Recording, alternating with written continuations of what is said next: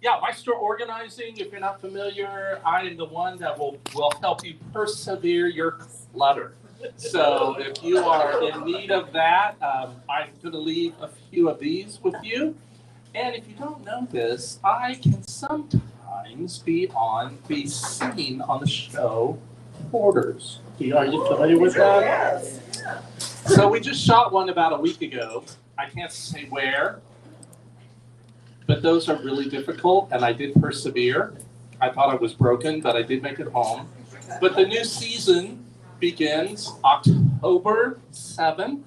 The very first episode, you will probably see my bald head on. I'm there. You never know. It's a good drinking game. When you see Greg, you drink, right? So hopefully you'll get a nice buzz by the end. But it was shot in Texas in the 115 heat. There were snakes and ants and a house full of car parts. So if I can do that, I can take care of you. All right. So I will leave these over there. And good luck persevering tonight. I make this to all this work. I feel so guilty every time I see him because my garage don't look no bad. Okay. Mm-mm. But now listen, this is what we're doing tonight. The rules are your story should be 5 minutes or less. Now I don't mind if you talk longer than 5 minutes, but we have timekeepers here. And they're going to let our judges know that you went over. And you may have some points deducted, and you could have won first, second, or third place. Now, your story should be told in first person, and it should be true. But unless I see your nose blow, how will I know? The theme is persevere. You are not allowed to read your story, and you can't have any notes. And I keep trying to tell you, our judges, there are 3 of them out here hidden in the audience. They are kind, sweet people. They keep coming back. We appreciate it. Just like we appreciate Shannon for doing our live streaming. And she takes some of the best photographs. And we like to thank Samantha. Thank you, Samantha, for taking care of us. I know we're going to thank Janet before the night is over. But I want you to know that I think for October, I tried to make this word be anything but what it is. It was printed. I thought it was somebody's name, but actually it's Phiobias, okay?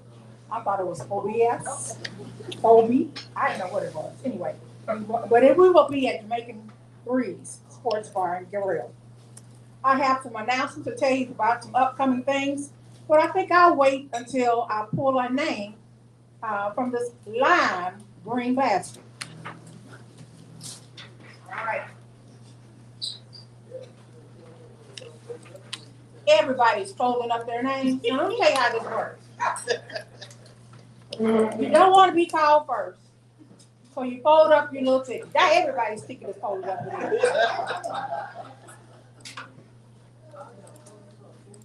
And I know what we're going to hear is a fantastic story. And while y'all listen to this fantastic story, I'm going over there eating my tacos so they won't get cold. But right now, you're going to listen to Costana Moss Cheney tell a story.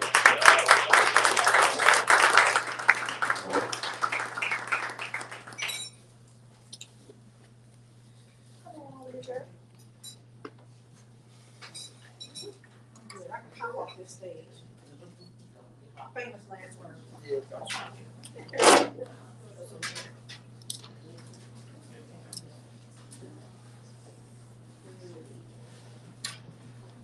Well, thank you, Celestine, and thank you, my new acquaintances, and this new wonderful restaurant. My first time here. My name is Costana Moss Cheney. I was going to be an aerobics instructor. And I did become an aerobics instructor. But I had to start at the beginning. So let me back up. I had to train and pass an exam. Pass the exam with flying colors. Did well, do the body parts, knew what the biceps were and the triceps were, could do all of that. But I had to do 1 mile in 10 minutes time. I thought I was prepared. My sister, who had ran many marathons, took me out for 5Ks and 10Ks. I thought I was prepared. I got on the track. The timer said, you have 10 minutes to finish 1 mile. I'm going around in the circle on the track. 1/3 of the way there, I'm good. Form's good, body's good. 2/3 of the way there, I'm good. Form's good, body's good. Almost there, and self-doubt starts. Who told you you could be an instructor? Why are you doing this? You have a full-time job. You're nuts. Nobody's going to listen to you. And I literally stopped on the track. The timer came out to me thinking something was physically wrong with me. There was nothing physically wrong with me, but there was something seriously wrong in my head. He talked to me. He said, if you but walk, you will make the time. Keep going. And I said, no, I can't do it. You can make it. You can make it. No, I can't do it. Turned around and walked off the track. Went to my car. Vexed for a week. Couldn't rest, couldn't sleep. Called him back up and said, I've got to do this again. It was the same trainer. He said, I'm with you. I got on that track. I went 1/3 of the way, 2/3 of the way, all the way around. And I finished with 1.5 minutes left to stand. I went on to teach others liturgical dance. And who knew that in 1999, it would lead me to tell the story in 2024 of persevering.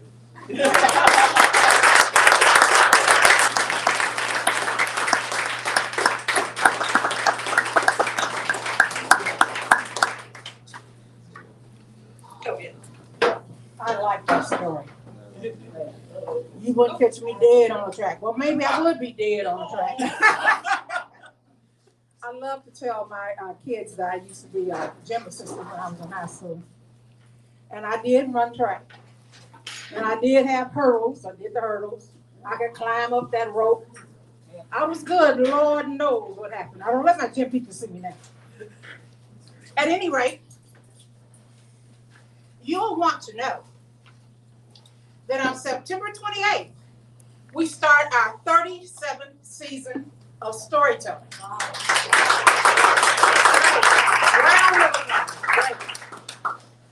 The title is Echoes of the Ancestors, told by Mara Menzies at the Eugene and Maryland Glick Indiana History Center. You go on site to our website, you'll see that our tickets are available now. Come, bring your friends. No enemies. October 28th and 29th, we will be back at the Phoenix Theater for our spine-tingling tales. This iconic fall event is happening over 2 nights at the Phoenix.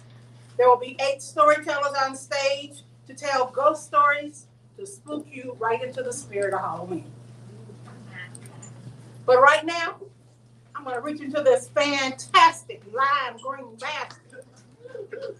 And I'm going to pull out a name. Because I still got some tacos over there on my plate. And we're going to listen to our next fantastic teller. And I am so glad to see him here tonight. Ken August, come on over.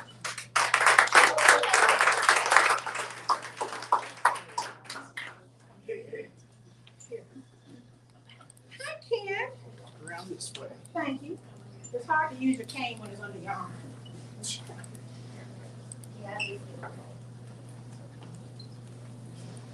Well, hello. Hello. My name is Ken Ogres. And when I was 12 years old, I was sitting at the dinner table with my parents. I couldn't eat my dinner. I was so upset. I finished the 6th grade, and they said, You go into 7th grade next year, middle school, different building. And I told my parents, I don't want to go. I'm not ready. And I was serious because the kids in school used to kid me about getting donuts on my test. Zeros in everything. Spelling, math, reading. I sort of picked up a little bit of reading around the 3rd grade, but I was nowhere near being ready. And so we went to the school principal, Mr. Meyer, and my mother said, we want to leave Kenny back a year. Let him do 6th grade over again. He said, what kind of parents are you? Leaving your kid behind like that? Think of his self-esteem. I went, yeah, but right now I've been failing everything, and I feel terrible about it. Well, we pleaded, but nope, can't do it. Time to change strategy, right? My sister had gone to a private academy because she was so smart. And my parents talked to them and they said, well, he can do the 6th grade over again, but he's got to pass the tests. He's got to pass the entrance tests. And you're going to need a tutor. And that is when I met Lenny Park. Lenny was a brand new teacher. She had no special education experience at all. But we met and we talked, and she told my parents, he's not stupid. He just hasn't figured out how to learn yet. And so during that summer, all of that summer, every weekday, we tutored together an hour or 2 a day. And we tried everything. If something didn't work, we'd go on to something else. Flashcards, color coding, memory techniques. I was really good at using my imagination. I loved stories. She said, good, let's use that. So at the end of the summer, I took the entrance tests and I passed. So I went to this school. My mother sewed me a red jacket because we had to have a fancy jacket to go to school in. I didn't fit there. All those kids were from wealthy families. And I was new. I didn't talk much. Mrs. Park used to throw chalk at me to make me pay attention. And you know, she was my 6th grade teacher. She knew how I knew how to learn. So I finished the 6th grade. I had never worked so hard in my life. I mean, I remember climbing up the stairs to my 3rd floor bedroom at our home, crying, carrying 15 pounds of books because we had hours of homework to do. It was so different from public school. But I finished. My parents said, so you want to go to another year of that? I said, no, please. I'm really ready for public school now. And you know, all of those kids that I had known during my failing years, they had moved ahead to the 8th grade. I was entering 7th grade. I was totally unknown. And I liked that. So I went from being at the bottom of my class to the top 10th by the time I graduated from high school. And you know, I used storytelling and imagination. Those are my survival tools. But the other part of it is, in this room, 1 in 10 of the men, some of the women, some of you are dyslexic. And you know, you just have to work 10 times harder, don't you? And that, in my book, is what we call perseverance.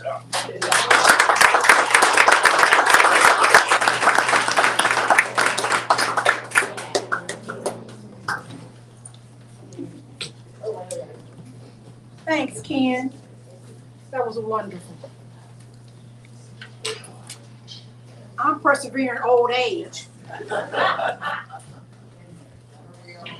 I'm telling you, I'm getting the attitude about it. Every day I turn around, something else is falling apart. It's like a used car. You get one part fixed, and another part goes out.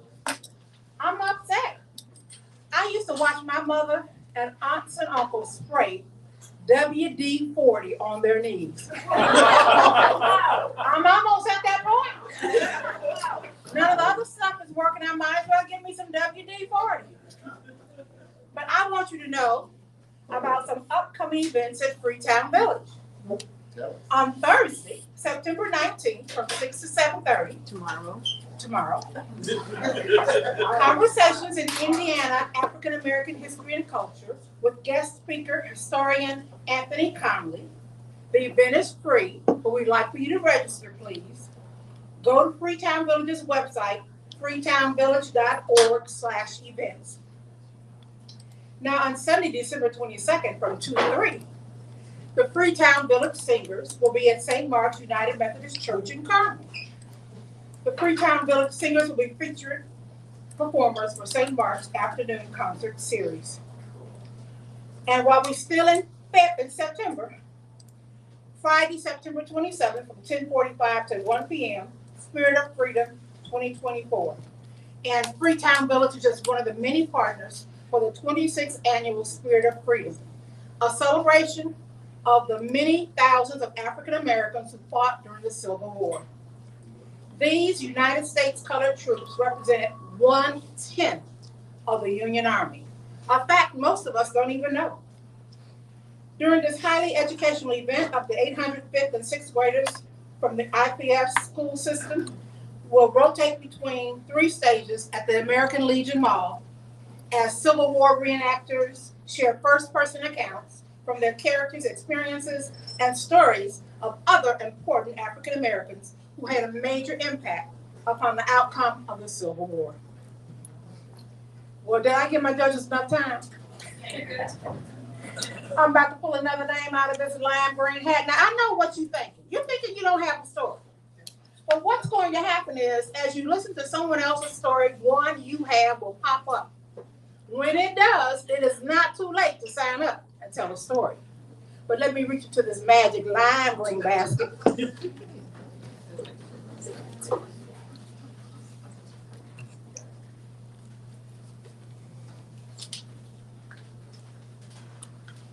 Because our next teller is Brenda Johnson. Come on, Brenda.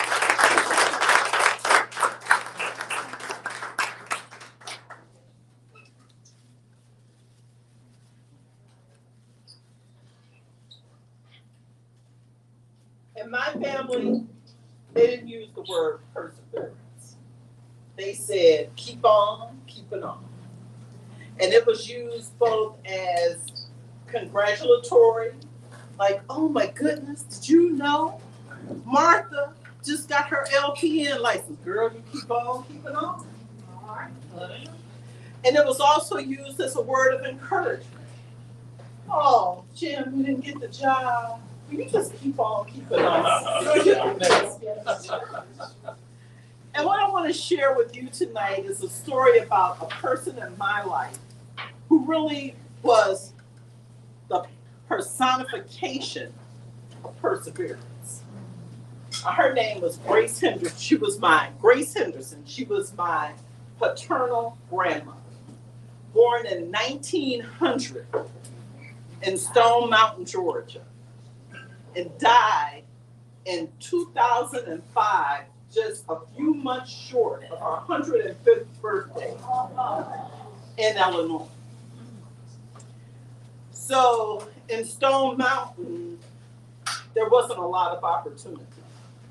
Her husband, my grandpa John, came back from the war. He was in the Army, and he came back in 1919. They got married in 1920, and they, along with some other relatives, migrated from Georgia up to Chicago. And when she explained the job that they all did, the men and the women, it was horrific. They worked at the slaughterhouse, and it was hard work. But it was so much more money than they had made in Georgia that my grandparents were able to buy a piece of property. Keep it on, right? Yeah. And they brought that piece of property. It was a little bit less than a quarter of an acre, about 35 miles south of Chicago. And they were farmers, so they grew vegetables, and so they would work at the slaughterhouse during the week, and on the weekends they would, when the season was, when everything was right, they would sell their vegetables, and they just kept going. And then one day they were able to order one of those prefab houses from the Sears catalog. And all their church members, all their friends helped them build this house. And do you know that house stands today? The Sears prefab house that came to the nearest train station, and they got people to bring those pieces, and after church, people would come help them build their house. All right. So they were keeping on. They finally were able to set up the farm as their full-time business. And they got out of living where they used to live, didn't have to work for the slaughterhouse anymore, and lots of other things befell them up. One of the problems that she had was she told me they had a really hard time having a child. They wanted to have a family. They finally had my father when she was 31 years old. They thought they weren't going to be able to have children. She just, said what they do, keep on, right? So, and then they had another son. And 2 years later, totally accidental, they had my Uncle Hart. Unfortunately, you know how life is. As hard as they worked and they kept on keeping on, things happened. In 1969, when she was 69 years old, my father was found murdered on his birthday in the backseat of his Cadillac on his way home from work. It broke my grandfather. He was never the same. And he died soon after. But Grandma Grace just kept on going. And even after her husband and her son had died, she lived for 30 years after Grandpa died. And so if she was here with all of you all today, even though she doesn't know you, she wouldn't know you, she would inspire you by telling you to keep on keeping on.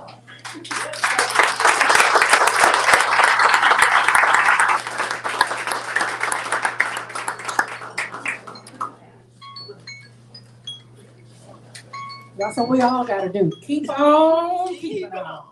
Thank you so much. That was a wonderful story. Now you said 35 miles south of Chicago. I'm trying to think what city that was.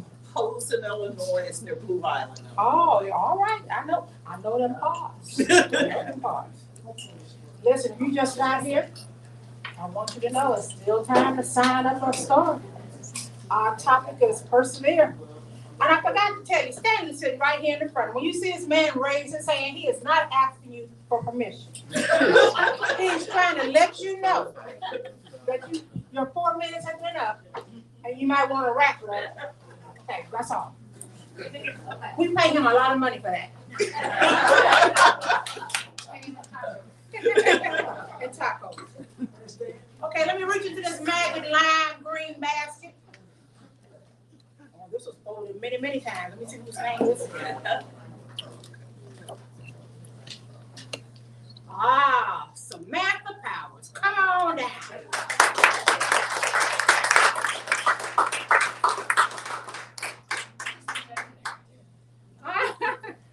See, it don't matter when you put it in the basket.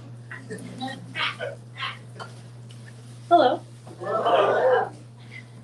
So I just actually got back from maternity leave because I just had my youngest baby, Maxine. But way before Maxine, and even way before my 3-year-old was born, I had another baby named Thor. He is my 15-pound terrier baby. Oh. Yeah.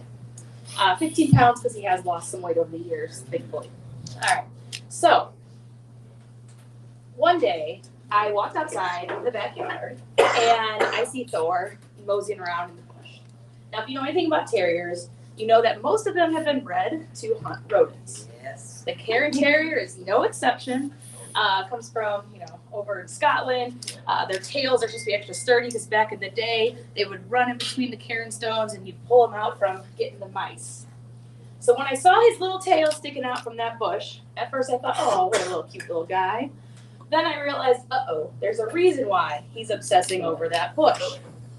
Next thing I know, there is a squirrel, running is generous, galloping, limping across the back patio, and Thor whips his head across like he is not going to give up.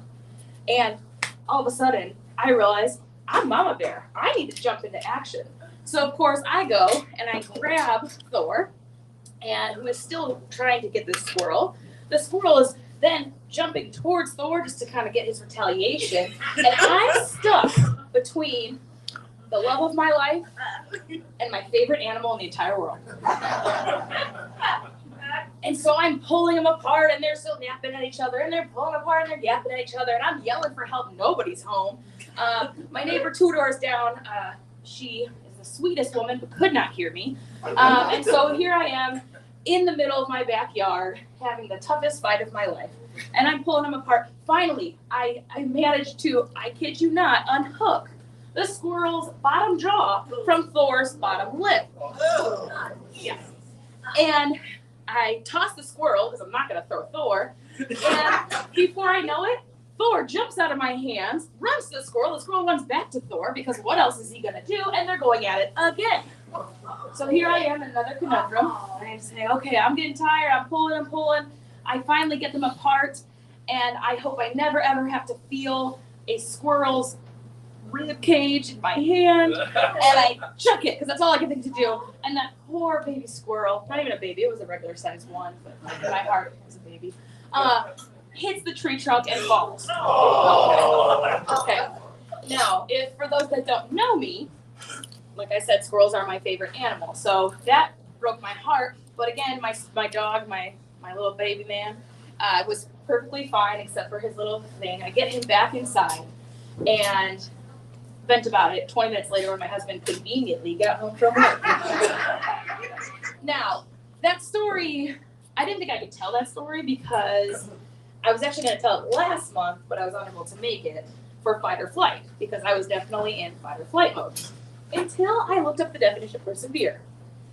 And in the dictionary, it said that persevere means to keep on going, even when success is not really seen in the distance as a possibility. And I will tell you right now, that seemed like the longest moment of my life. It was probably just about 10 minutes long. But I knew from the very second it began, none of us were going to have any success.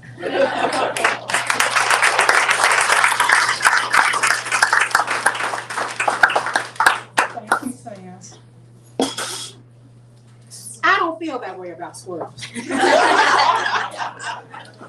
They are just rodents with fluffier tails. No.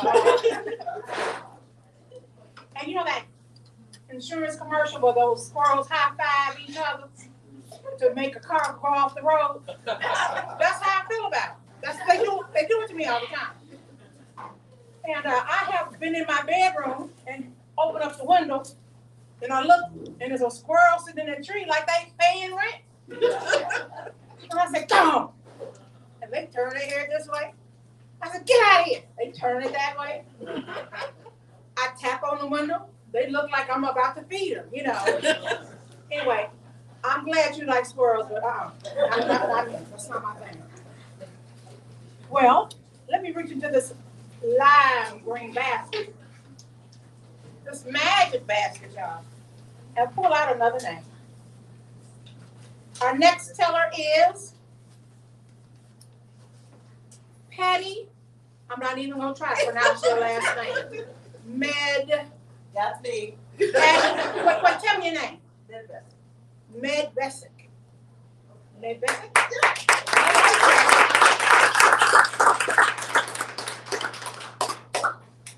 Here you go, come over here. Because you know the camera's right here. And we are streaming. And you're so photogenic. Oh, there's no camera. Okay. So, hello everyone, I'm Patty McBesson, and I filled out my little tag about, 10 minutes ago, because I had no intention of doing this. But the embodiment of perseverance is actually my friend Brenda, who said, oh, yes, you can, yes, you can, yes, you can. So here I am, and really to tell you a couple of stories about perseverance. To me, perseverance is when there's something that you think you want, you don't know you want, you decide you want, and then it doesn't matter what it takes, you're gonna get it. Even if you're facing success or failure, you still work ahead at it. My daughter-in-law was in a car accident 22 years ago next week, and her perseverance was recovering from a traumatic brain injury. My friend Brenda, who is persevering to get her book written, and whatever it takes, she's going to get it done. My personal perseverance is my sock drawer.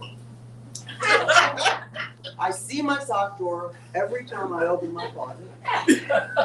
It bothers me every time I open my closet. I am determined now to succeed in conquering my sock drawer. Now, this is the thing. I'm a Kohl's girl. I get Kohl's cash. I am not going to waste Kohl's cash. So if I give my $10 in Kohl's cash, I'm buying socks.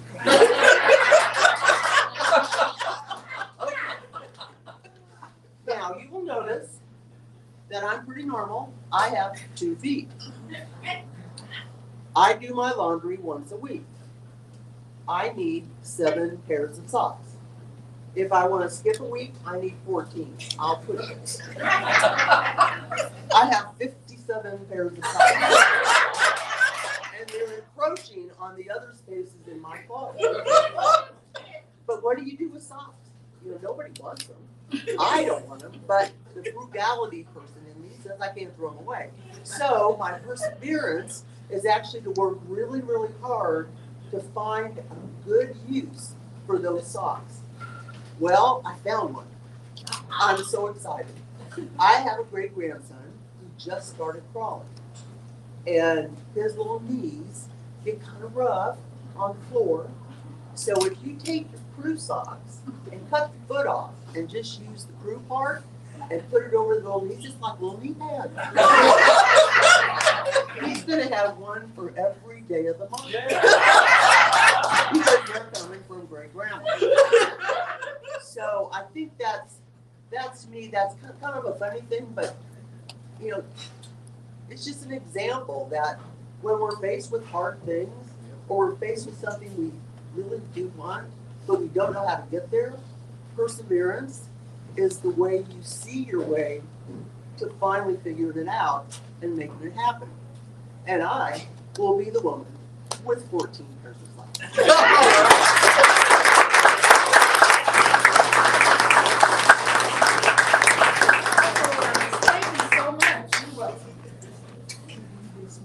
That was a good story. I do something. I'm just amazed that the socks have not migrated somewhere. Because I have many, many single socks. Oh, yeah. And I know the mate is somewhere in my house. But they're hiding. So I can appreciate that story. Now, I know some of you have not signed up yet. Now, there's still time. If you still want to tell a story, we got Samantha standing there. She'll fill your name out. I'll let you fill your name out. And we can have another tale.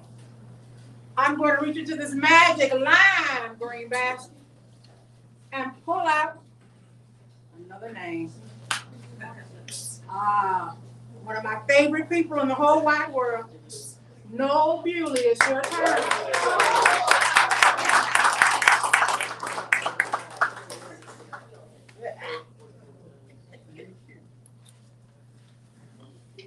One week ago today, my wife and I decided to go to Ashtabula, Ohio, on Lake Erie, because her family came through there in the 1800s and she wanted to go to the library and study and get information. I thought Lake Erie would be a good place to fish. She planned, I didn't plan. She got up in the morning and left me at the hotel and went to do her work at the library. I wandered around Ashtabula, East Ashtabula that is. I walked up to a museum that was closed. I went into a coffee shop that was so loud I couldn't even think. I left and walked across the drawbridge to the marina to ask if somebody wanted to take me fishing. Not much chance of that, but maybe. So when I got over there, there was no one in the marina. There was no one in the bait shop. There was no one cleaning fish. It was bigger than this, and it was just empty.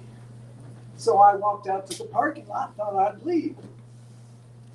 A truck pulled up. Guy got out, and I said, he goes, "Can I help you?" And I said, "I was wondering if anybody wanted to take me fishing." And he said, "I would." And he said, "Here's my card, call me at 2 o'clock. And at 2 o'clock, I was at the library with her, waiting to call at 2. And I got my one-day fishing license, and I called him. And he said, "Call you back in 10 minutes and let you know if the weather's going to be good." He called me back. He said, "Winds are calm. We can go. I'll pick you up at 3:15. No, I'll pick you up at 3:30 because the drawbridge is going to be up." And I said, "That's perfect." And so as I went to talk to her, I thought, I need Dramamine. We're going out on the lake. I need something to make sure I don't get sick on him. And so on the way to the library, I saw CVS. GPS took us a different way. We did not go by the CVS. We got all the way back, almost to the hotel, and I said, "I still need Dramamine." So we had to get on back halfway to the library, found a pharmacy. I got the Dramamine. I took the Dramamine. She took me to the hotel. I jumped out of the car, ran to change clothes because it might be cold out on the lake at night when it gets dark. As soon as I got up to my room, I started patting my legs and taking my things out. I didn't have my phone. My license was on my phone. I couldn't take pictures of the fish I catch without my phone. So I called her again and I said, "My phone's in the car. Come pick me up, or come bring me my phone." So she had told them in a half an hour she would be back. It's about an hour later. She's coming back. I'm walking down the street trying to meet her. The drawbridge goes up. Traffic starts backing up. I walked 3 blocks trying to find her car. I passed a woman in a truck. She rolled down her window and said, "You all right, hon?" I said, "Yeah, I'm fine." I explained what I was doing. So quickly, I shook her hand. Of course, she stuck her head out the window so she could shake my hand. I shook her hand, found Jane, got my phone, ran back, noticed that I was getting concerned. Did he say he would pick me up at the hotel, or did he say he'd pick me up at the marina? So I had to call him, and he said, "I'll pick you up the same place I saw you this morning." So I go to the parking lot, and I sit on a rickety bench, and he comes to the dock in a boat. I finally found him. We went out. We caught plenty of fish. We came back. I forgot to tell him I didn't have money. I had a credit card. He said, "That's okay." I called her, said, "Come to the marina quickly. Bring a checkbook." And she did, except she texted me a picture of a gravel pit and said, "Is this it?" And I said, "No, that's not it. That's not a marina." And she did see me. She got in the parking lot. I wrote a check on that plastic piece of thing that keeps you from writing 2 checks at a time. And then I wrote him another check and left. And we had the greatest one-day trip to Ashtabula, Ohio.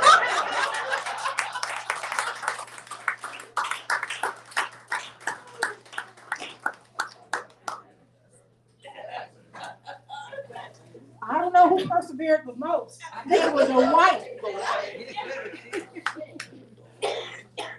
next time she's gonna leave you at home. Well, that sounds like a fun fishing trip. We used to go fishing as kids. My uncle used to take us.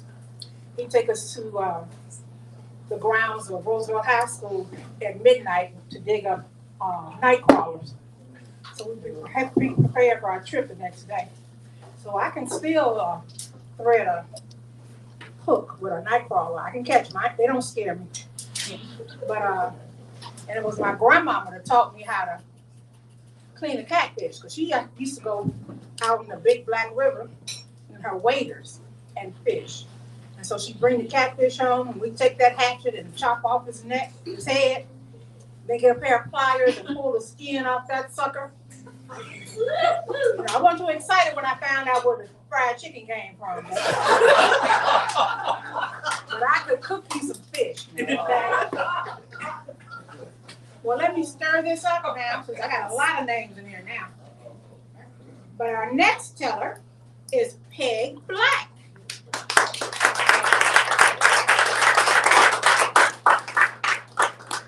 Come on, girl. She moves like I move. Yeah. Except she looks better than That's because you didn't see me fall yet. that. No, I don't mind it to you fall. There. Leave us.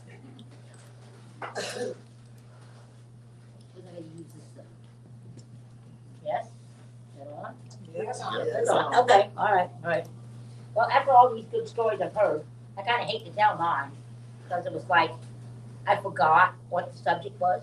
And I talked to a chap about 2 hours before I came down here, and he told me what it was. So I went, oh, what am I gonna do? So I just started doing something. So you just get what you get. We'll persevere. Okay, I was always a persevering kind of person. Not that that's what they called it, but I, as a kid, I wanted something and I'd go for it. And I just keep going until I either got it or they smacked me down and told me I couldn't have it. And then I'd sneak around and get it anyway. So, now, my family had a different idea and a different word for perseverance. It was, she's stubborn. That's right, and I am. I'm very stubborn. I never give up until I have to. So, I'm still being stubborn and persevering. At this particular point, this is very current, I am persevering to put together a group to sing at the Feast of the Hunter's Moon. That's only about 2.5 weeks away. Now, the Feast of the Hunter's Moon celebrates voyageurs.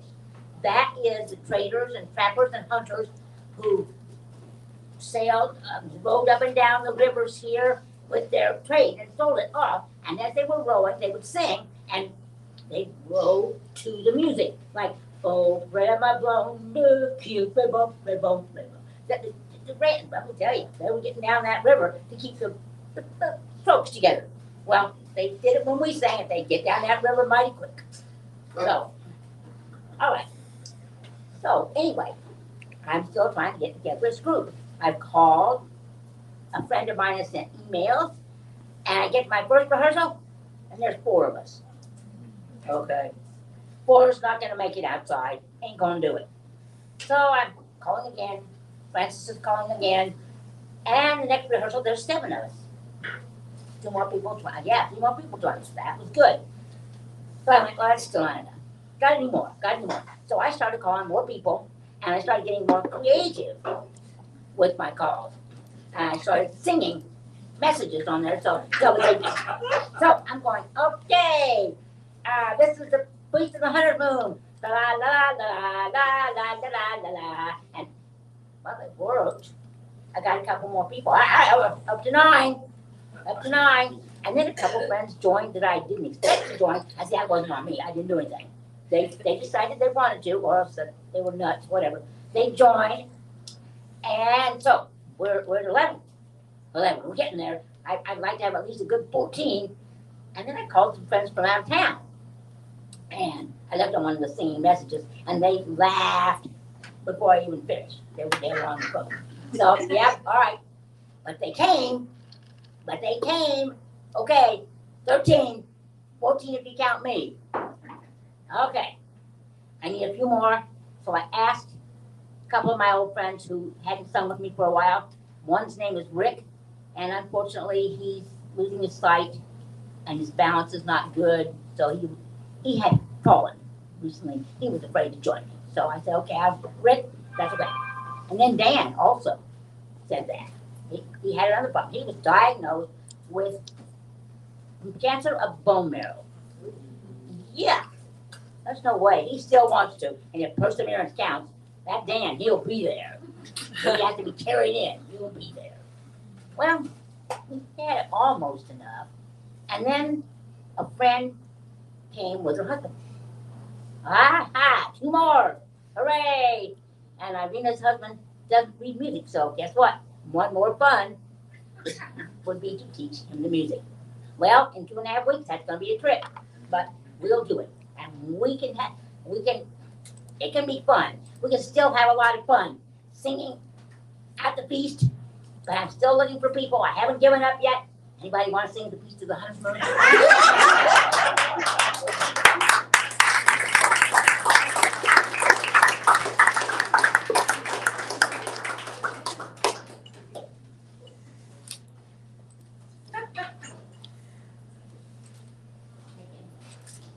She says she'll take anybody. Okay. What's the date for the Feast of the Hunter's Moon again? 6th, I think, of October. Oh, okay. That's about 2.5 weeks from now. All right. What's the name of one of the songs? Oh, that is my blonde, which is a French song, meaning I sleep next to my fair one. All right. That's That what sounds they wrote down the river. They didn't know what it said. Only they kept the river. a little bawdy to me. It is a little naughty. Oh, all right. That's how I get people going. All right. Okay, I'm reaching into my magic lime green basket again. And this time, Brian Donahue is going to tell us a story. Brian.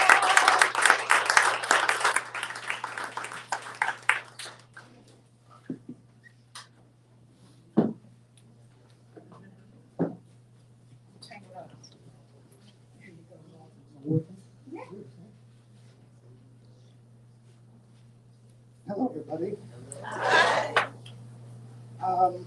In 1969, I joined the Army.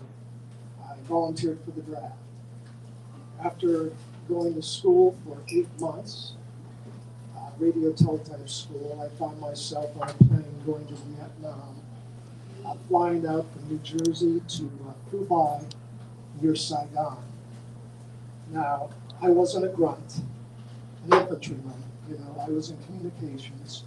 So I, down in Phiobias, they assign you to a division. So I was assigned to the 101st Airborne Air Mobile, and that was up near, just south of Way, which is an I Corps next to the border of North Vietnam. Vietnam at that time was dusty, hot. It was not the monsoon season. So I just settled in as a radio man in a main command center, working the radios. But if you are in the Army or any branch of the service, you know that if you're lower echelon, you will be pulling details. My first detail was I climbed up on the back of a truck, settled into a pile of trash with 3 or 4 other troopers, and it was going to be a pleasant day riding around Camp Eagle collecting trash. And as soon as I got on the truck, one of the troopers took out a bag, let it unroll, and there were about 50 joints in it. And I said, I told my mother I wouldn't do drugs in Vietnam. So I spent the rest of the day riding around with a bunch of guys who were in a better state of mind than me. My second detail was a little different. We were sent out to build bunkers for the perimeter of the base. And there was a little Jeep and a little trailer Jeep. It was full of sand. And so someone decided that we're going to lift this up and we're going to empty the sand out. Well, it was damp, and I was on the end near the hitch. And we lifted it up, and it wasn't coming down. So someone gave the signal to drop it, and I didn't see the signal. So the hitch stand landed on my right foot. It broke the metatarsal in my little toe, and that was fine. They put a cast on, and so the next 10 days, and anybody who knows how I walk fast. It had a little knob on the bottom, and so I was trucking around, working with this cast on my foot. And I noticed it was starting to fall apart with the humidity and the hard work I was putting on. So I went to see the med tech. And so he looked at it and said, okay, he cut it off and pulled off the bandage around my foot, and there was a little quarter-sized ulcer over my foot. It was kind of a yellow color. And my foot was swollen, so I don't know what possessed this med tech, but he decided he was going to cut this little yellow piece of stuff off of my foot. And I didn't feel a thing. But when he pulled it off, it was black as caviar. So I ended up in down at Da Nang for 10 days. They stuck an IV in my arm, and then they decided to send me out to a hospital ship. So they float, being a tall guy, they put me out on the skids of the helicopter. So I'll always remember flying around the South China Sea. We're coming down on this ship, and we're coming down and we're landing. And all of a sudden, all these guys come running out. And they grab my stretcher, and they're running me inside, and they take me into surgery, and all these doctors come running up to me saying, where you hit, where you hit? I've been in the hospital for 2 days. So they just kind of threw up their arms. The surgeons walked away. I'm orderly brought up a wheelchair. They took the IV out of my arm, saying, you don't need that. And I'm like, I have that for 5 days. And so they said, go to orthopedics. So I started rolling around the ship trying to find orthopedics. I did find it. I ended up with a young black man across from me. His femur had been shattered. And we would talk occasionally, and he was always embarrassed because, he couldn't get up and go to the bathroom, so he had to do it there. And, he was embarrassed and kind of gave a sheepish, and I just shook my head, said that's okay. But when you're in the hospital ship, they would wake you at one point to call your parents back in the States, and it was usually 2 o'clock in the morning. So I'm waiting my turn, and I hear this young man at the end of the ward there, and he's calling, and he's saying, hi, Mom, it's me. Yeah, Mom, could you give me a minute? Could you put Dad on the phone? And I hear this. He said, Dad, I got some bad news. He said, I had both of my legs blown off below the knee. But the good news is they were blown off below the knee. In a little while, I got to make my call about my little scar on my foot. And where the perseverance comes in is those 2 troopers had to spend the rest of their life persevering. And I got to go home, and I'm still walking around the way I am now. Thank you.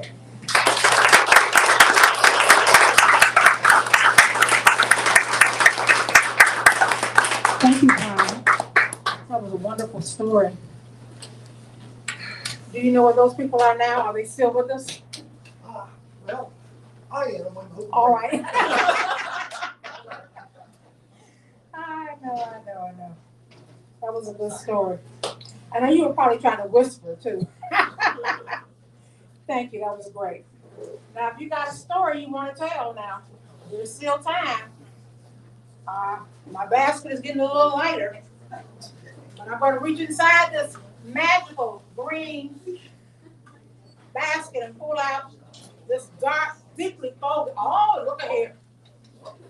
The next teller is Tracy Wynn. Tracy, come on down.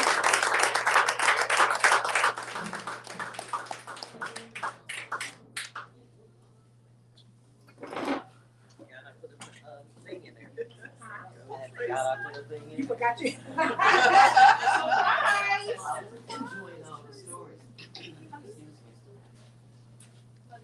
This is a story that I rarely tell, and I really don't like to tell it, but I'm going to tell it tonight. Woo! The theme is just that, perseverance. In 1998, I had just turned blank. And I was what you consider a high-powered corporate travel agent working on Wall Street at JP Morgan for American Express. I was producing my own show at the Brooklyn Community Access Television Station, and I was so excited about that. Finally doing what I wanted to do. My children were old enough to get themselves together and go to school on their own, so I was doing my thing. One night, my husband and I decided to go to the movies, and it seems like a lot of things happen to me going to the movies. But we went to the movies, and as we were coming home, a yellow taxi driver knocked me out of the left turn that I was making and hit me directly on my side. That wasn't too fun, and that started the whole cycle. I was going to go back to work 4 months later, and we decided we'd take a little trip to Atlantic City, because I was living in Brooklyn still, in New York at that time. And as we were going to Atlantic City, I was not the driver. I was in the back seat. I was the driver the first time. I was in the back seat, and we were going on the expressway on the on-ramp. And the lady that was driving went on to the wrong on-ramp, and my husband and my husband's friend did what they should not have done and said, no. And she braked, and whoever was coming on behind us slammed into the back of us and hit us. And I took the brunt of the impact on that one. Now, some of you see me walk with a cane, and so that's the beginning of the cane story. My back was injured. I was injured, went to the hospital in ambulance, all of that good stuff. I couldn't go back to work. I couldn't do that subway walk. I couldn't do that going down the subway, up the stairs, down the stairs, and ride the train, rickety-rackety. So I continued on pushing ahead. I wanted to do something. I'm not the type of person to just sit around and not do anything. I wanted to do something. I wanted to live. So I prayed. I kept saying, God, let me do something that I don't need any money to do, that I can do, that I know how to do, that I have skills to do. So I pulled out my sewing machine, and I started making little sachets with lavender stuffed in them and little baskets with incense. And I found this place that I could get baskets from, that the baskets were made out of tree bark. And I started trying to sell those baskets, and I did pretty good with that. And I just kept pushing on. Well, 9 years passed, and this was not enough for me. I wanted to do more. I wanted to get back to doing my thing that I wanted to do, which is, have my theater thing going. So I decided I'm gonna leave my husband, not leaving. But I'm gonna leave him in Brooklyn, and I'm gonna come back home to Indianapolis, where I know I can drive, and I can get into a parking space, and I can get me a job. So I packed up my things. He didn't think I was gonna do it. I told him, listen, you apply for Chase in Indianapolis. You've been with Chase 30 some odd years. You apply for Chase in Indianapolis. And he tried, but I left. I drove to Indianapolis. I sure did. And I got me a job. I got me a job at the Indianapolis Star selling newspaper subscriptions. And I never felt so proud as when I walked down the aisle to go sell those subscriptions to nice people in Indianapolis who weren't even mean to hang up on me on the phone. To say no, and please take me off your list. I just kept pressing on and pressing on and pressing on. I got a job as a substitute teacher. They hired me as the building sub. Then I got a job at ITT, Technical Institute. Okay, well, I come home. Oh, Lord be, I got a minute left. I tried to come home from work one night from ITT Technical Institute. As I'm getting to 116th and Meridian Street, a woman runs a red light. Totals my car with me in it. Shatters all the windows. They had to pry me out with the jaws of life. Okay? And I kept pressing on. Well, didn't break any bones. God was with me. And I just kept pressing on. I didn't give up. Somebody tried to kill my son in New York, so I had to move back to New York. Another 10 years passed. Finally, this man retires after 39 years in Chase. And I said, we're going to Indianapolis. And we did, and we came. And I was able to find my community here. Storytelling arts. I was able to develop my own business being a historical interpreter. I got hired by the Indiana Historical Society to play Madam C.J. Walker. Everything fell into place, and I'm still pressing on and persevering. All right.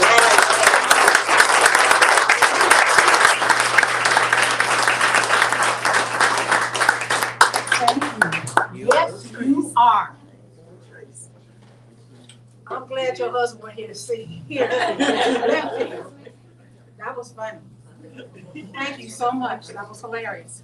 Now, looking, I can see the bottom of my basket, so if anybody else still wants to sign up, tell a story, I have nowhere to go. Okay? But I'm gonna do a commercial before I pull the last one out, so you'll remember all the things you gotta do next month, and the month after that, and in December. But right now, the marvelous Chap Flat is about to tell us a story.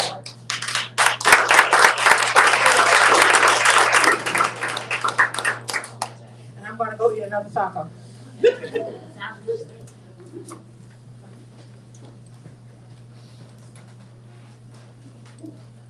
So a conference that I had my travel plans all down pat for when it was in Ottawa, Ontario, got moved this year to Vancouver, BC. And as that part of the country has some people in it I hadn't seen in decades, and I'd really never made a great American road trip. I thought it sounded pretty good. And I got into kind of a frantic advance period where I got to nowhere near all of the domestic tasks that need to be got to before shuttering the house for 3 weeks. And then I changed the oil in my 14-year-old car and pointed it north on I-65. And I got to the Twin Cities in the middle of this blinding rainstorm, but that was about when I was ready to take a break anyway. By the time I was rested, the weather was cleared, and I got next as far as Bismarck, North Dakota, which is the capital, I think.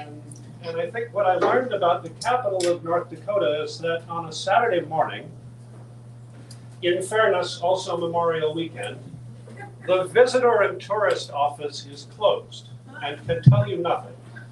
And also there is no finding an auto service shop to talk about this loud noise that's been developing for the last 20 miles coming into town.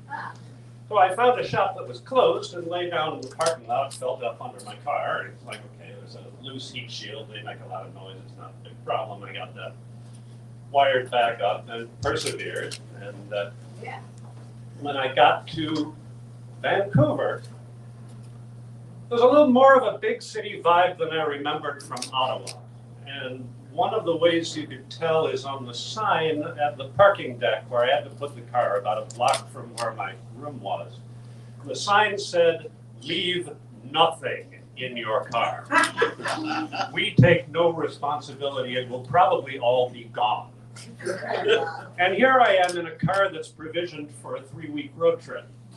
So I find my little spot in the parking deck And I turn on the dome light and I'm there in the car for like half an hour, just cramming everything I possibly can into my garment bag along with the garments, so I can then lug this distended, misshapen thing a block down the street to my room looking like a guy who's trying to dispose of a corpse. And not until the whole conference is over did I even think about turning that dome light back off. I thought about it while I was digging through all that stuff to find the little jumper box to get the car going again, but that worked, so I persevered and got to Washington and stayed a few days with an old friend I hadn't seen in decades. Was there at the right time. It turned out to be there for the final voyage of her dog.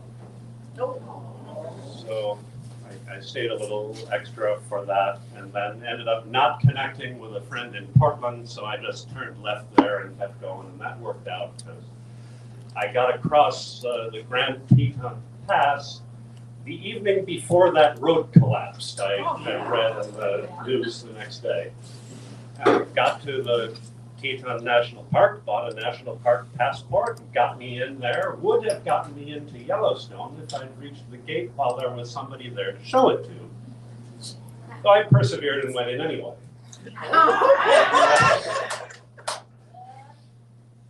And spent the day. I'd never been to Yellowstone before. Just amazing to be there, and got a little closer to a bison than I might have chosen. And on the road, on the way out the following evening, I found a little rock on the road that made a big noise and lit up the tire warning on my dashboard. So I pulled off and jacked up that corner and found the hole was in the sidewall where my tire plugs would do no good.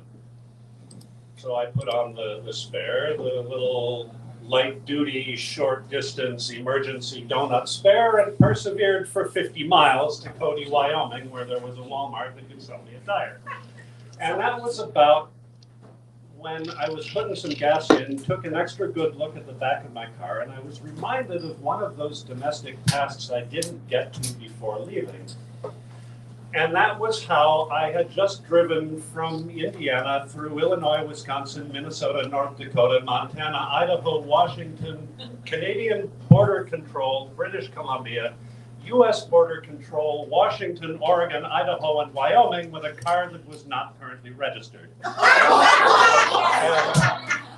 Having done all that with no law enforcement interaction, I just persevered the rest of the way back home so that my final stop of my great American road trip could be the BNV.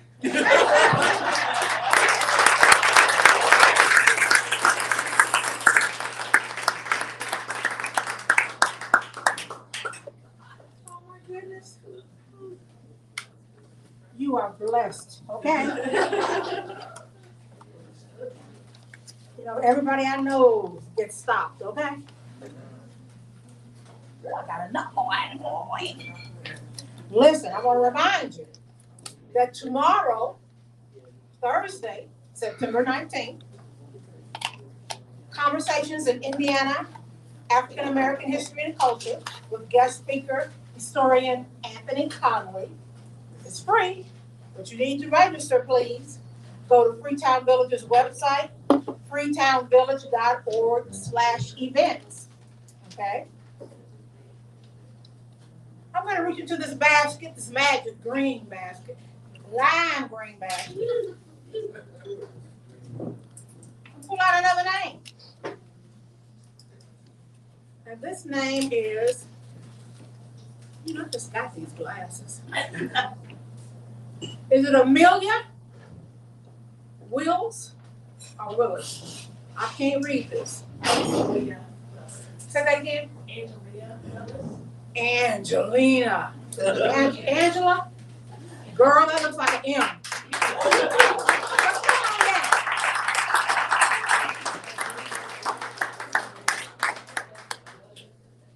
We're going to make a print from here on out.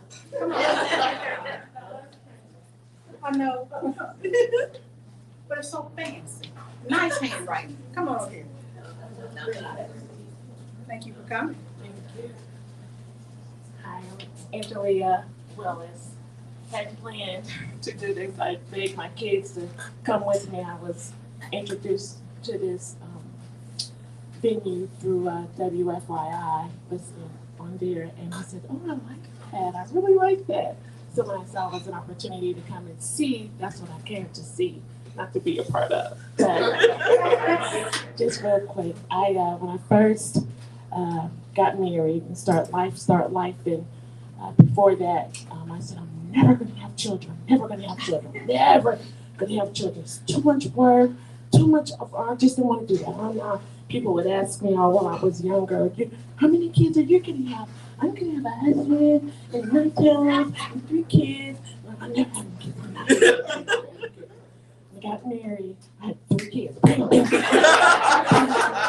even have a set of Irish twins. And so I had a little break and I had my 4th child. And then my husband and I at the time, we were like, we're done. This is too much work. Both of us working, daycare, school, conferences, homework, all of it. We're done, clothes. So we're gonna get your tubes tied. So we're gonna do birth control. Because they said at that time in Indiana, I was too young to get my tubes tied. So we just stayed on birth control, and I had my 5th child. And so kept living. And I was at work and I fell and I hurt my arm. And I had a real bad scrape. And the scrape, it got infected. So my mom's a nurse and she was like, you probably really need to get that seen. Oh, it'll be fine. I'll just put some what do you call that iodine stuff on there and some alcohol. It'll be all right. My mom was like, I think you need to go get that seen. So we went to the doctor and they were like, yeah, it's my mom wanted to make sure it wasn't no, internal type of bacteria thing going on. So I want you to take blood work on her. I want you to do this. I want you to do that. I told Mama, it's just a little scrape. It'll be fine. So the doctors came back in the room and said, well, you don't have tetanus or anything going on in your body, but back up. So after I got my tubes tied and I had my 5th child, we had ablation. So that means I got my tubes cut and burned. And so we were good. People would tease us all the time. Y'all need to do something else. Y'all need to find a good TV show or something. My family talked about me. They called me a little duck. She's got all those kids wagging behind her. My kids went everywhere with me. My husband at the time told me, he said, when your kids get older, when they grow up, you're gonna be one miserable person. And I said, why would you say something like that? And so he said, well, your kids are your best friends. Do you realize that you don't have any friends? No, I didn't realize that. I don't really think I had a need for friends. I'm good. And so, but anyway, going back to this arm being infected. So we go get all the tests done. So they come back in the room and say, well, at the time my name was Thomas. They said, well, Miss Thomas, you don't have any infection going on, but you are pregnant. How was that? Like, well, how is that? And so today, my kids are still my best friend, and there goes number 6. Where's your hand?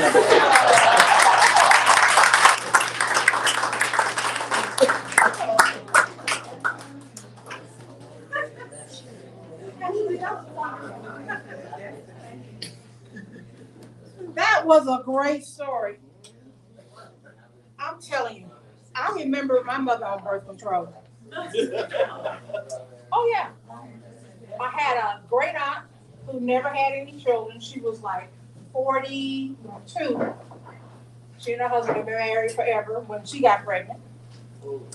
Then her niece, who was my aunt, got pregnant at 40. And then my mother went to the doctor and said, you need to give me some birth control pills. And he told her he couldn't give her any because she was a smoker. And if you smoked and you had birth control pills, that was not a good combination. It could have deadly consequences. And my mother looked at him and said, honey, if I get pregnant, I'm going to kill myself. So you need to give me this birth control. So that was hilarious. Thank you so much. Well, I've got another strip in my magic lime green basket. Let's see who this next teller is. I can just open it up and read it and turn it upside down. Oh, this is going to be a good story today, honey child. Our next teller is Leandra Radford. Leandra, come on down.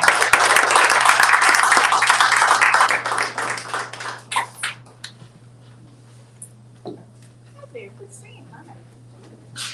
Hello. And did you say your name was Angela? Angelia. That's how it starts. You come to listen and then you end up here. Because tonight I truly did just come to listen. And then I heard the gentleman, over here talking about his military story. And I said, oh gosh, now I have to tell mine. And so my story is I'm going to call this story, you can get through anything with a little sparkle. Okay, so we're not even going to talk about the year because I'm not going to tell you my age, but long time ago, in a life that was really unplanned and very unthought out, I joined the military.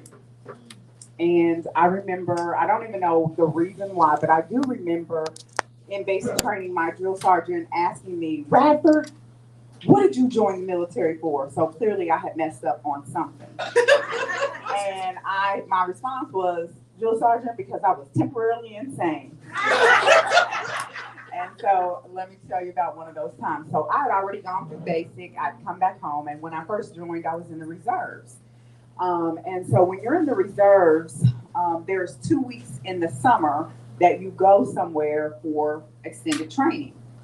And so this particular summer, we had gone to Missouri, and our unit left from Indianapolis. We were the 425th, and we left from Indianapolis on a really big bus, which I don't enjoy bus rides, but it was going to be fine. I had a lot of friends with me that was my military buddies, and all the way up the road, we're just, like old people used to say, drinking liquor and telling lies. It was a good time. But when we got there, the first day you get there is really all about unpacking, kind of get settling, learning the base. You don't really have to report for duty to go to a training until the next day. So that day we had gotten there early and we decided we were going to go bowling. I like bowling. Bowling is fun. It's an activity that I will participate in. I am not good at bowling. What I am good at is talking trash. Sometimes I go a little bit too far because I'm having fun while I'm doing it. And so knowing, I'm going to tell you this, but keep in mind, I'm saying all this stuff knowing that I do not know how to bowl. So, but I can fool people because typically what happens is the first time I throw the ball for whatever reason, I really do get a strike. But then after that, the score just goes down, down, down, down, down. And it's that way even to this day. Like if I go bowling with my family, you better believe I'm gonna have a strike in there early on. But after that, I'll be doing good if I knock one down. And so this particular time we had come up with this thing, and it was talking, we were gonna do the girls against the boys, the girls against the guys. And it was only probably maybe about 5 or 6 of us, because everybody else in our unit, we were the young group, the young people in our unit, and everybody else was old, and they weren't interested in bowling. Who knows where they were. But we went bowling, and I'm talking all this trash. Oh, the girls against the guys will bring it, because I'm telling you what, we are whipping butt tonight, and da-da-da-da-da. And as a matter of fact, whoever wins is paying for dinner. Why would you say that? You can't bowl. So they're like, oh, whatever. I was like, y'all don't even know. Y'all are messing with a pro here, right? So of course, I get up, I throw my first one, and sure enough, it is a strike. So now you see the guys, and they're a little scared because they're like, well, dang, maybe she does know what she's talking about. And the girls, I know them when I go to my unit, like when I go to training every weekend. I don't really see them Monday through Friday. So they're going along with my trash talking, thinking, oh, we got an ace in the hole. We really don't win. This is going to be good. We didn't win. And I also want to say, the people I was talking trash to, some of the guys I really did see sometimes on Monday through Friday, so I knew they could bowl. I don't know what, like, I just take things too far sometimes, let's say that. So anyway, long story short, we lose. The girls, we end up paying for dinner. No harm, no foul, because I know throughout the course of the week, y'all gonna be buying drinks and some other stuff. So it's gonna be even before we leave. I know that. But we're leaving the bowling alley. We've already lost the bowling game. We're leaving the bowling alley. And it was hot that day because we always go to training in the summer. It was hot. And we have on our BDUs, which is the thick camo and the boots and the whole 9 yards. And when I talked about the unthought out, you have to know me to know there is no reason in the world I should have joined the military. I am such a girly girl. It is just over the top. Even like when I told my family, they were like, "You did what?"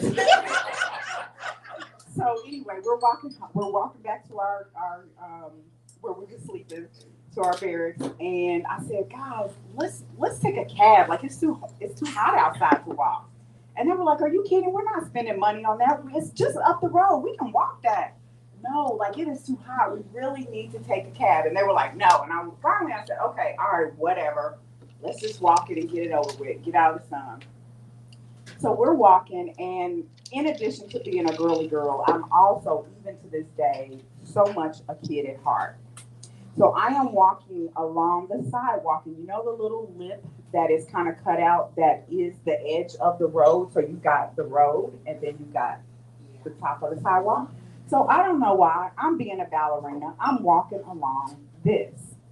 No reason, just being Leandra. And I fell. And I hurt my ankle crack.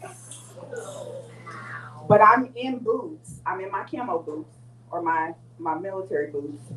And I'm not a baby at all. Now I will persevere through some stuff and I really don't know pain. But I got up and immediately went back down and I knew. I just went ahead and sit down because I was like, yeah, something's wrong.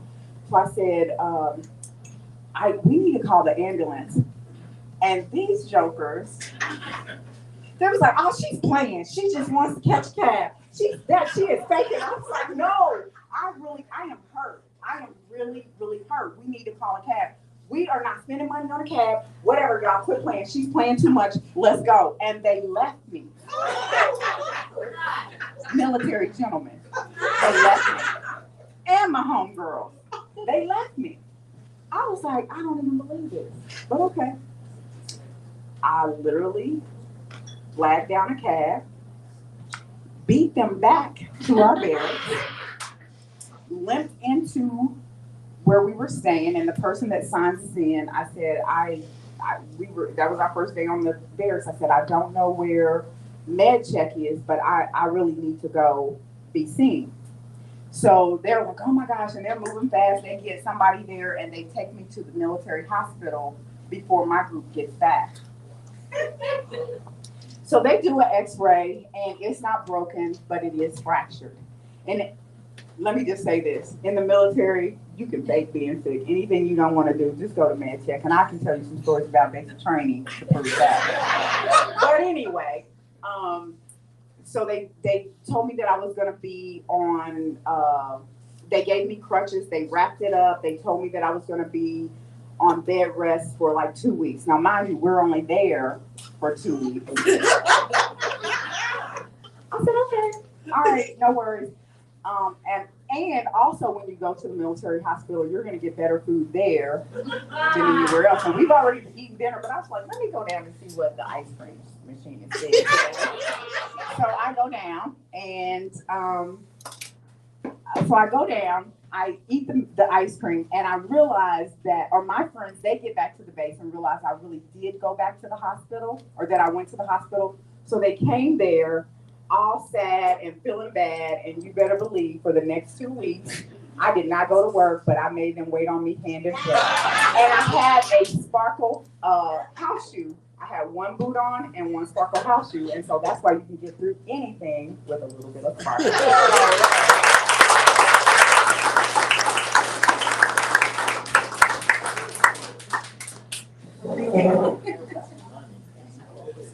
Thank you, Leandra. That was hilarious.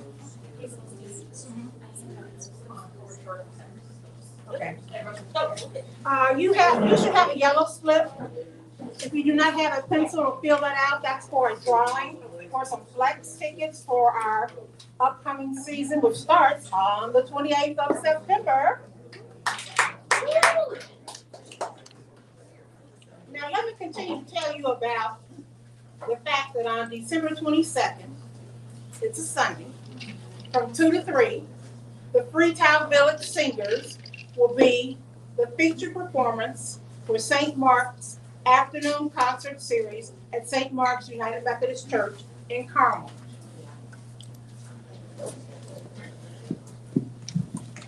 But rolling it back to September, you want to know about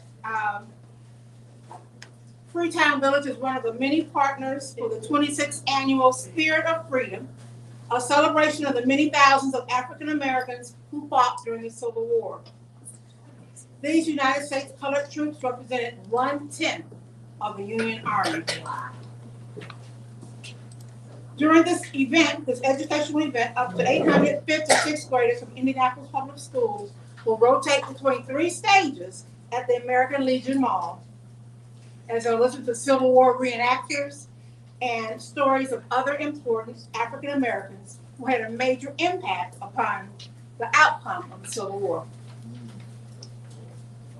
Now let me bring you back to storytelling arts. September 28th, Mara Menzies is our first teller, and her performance is called Echoes of the Ancestors, okay? Tickets are now available on the Storytelling Arts website. And please put October 28th and 29th on your calendars, because that's Spine Tingling Tales at the Phoenix Theater. You'll have 8 storytellers who'll take the stage to tell you stories to get you in the mood for the holiday, Halloween. Now, I hope everybody has a chance to fill out those little gold slips, because we're going to put them in the fish bowl. There's going to be a drawing.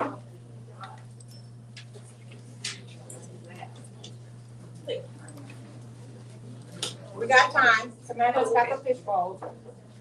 But I'd like to announce to you the winners.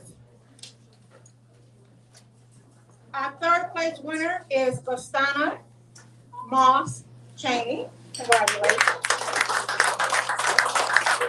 Our 2nd place winner is Patty. I forgot your last name again. Medvesic. And our 1st place winner is Tracy Wynn. Congratulations. We do want you to come forward at the end so we can take your pictures. Ronan's giving you the checks or the cash.